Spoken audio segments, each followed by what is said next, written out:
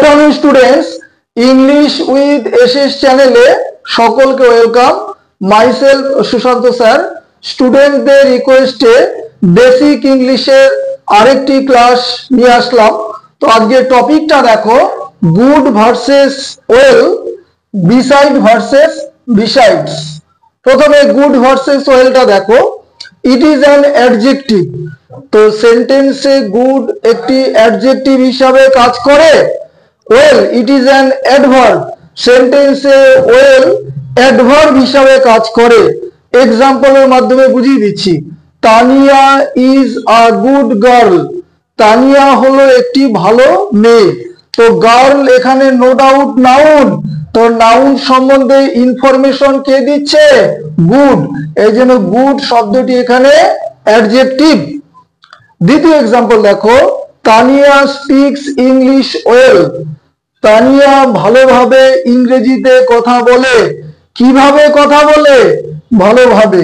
তাহলে কথা বলা ইংরেজি যদি স্পিক্স হয়, নো ডাউট এটা ভার্ব সাবজেক্টের পরে আছে। তো ভাব সম্বন্ধে যে অ্যাড বা অ্যাডভার্টিজমেন্ট বা বিজ্ঞাপন দেয় তাকে কি বলা হয়? অ্যাডভার্ব।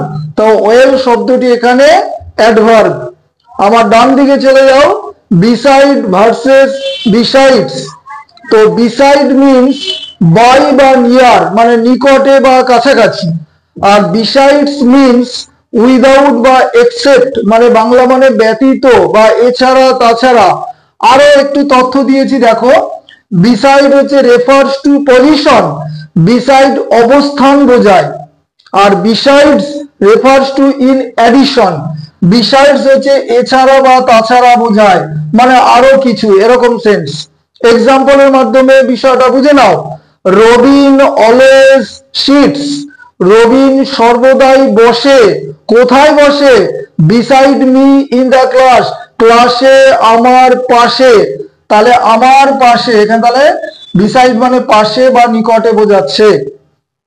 দ্বিতীয় এক্সাম্পল দেখো, মানে বিসাইডস দিয়ে, বিসাইডস আ বাইক, একটা বাইক ছাড়াও উই হ্যাভ আ কার, আমাদের একটি গাড়ি আছে। তাহলে এই বিসাইডস মানে এছাড়া বা তাছাড়া। এই হলো বিসাইড ভার্সেস বিসাইডস এর মধ্যে পার্থক্য, যেটা বাংলায় বোঝালাম।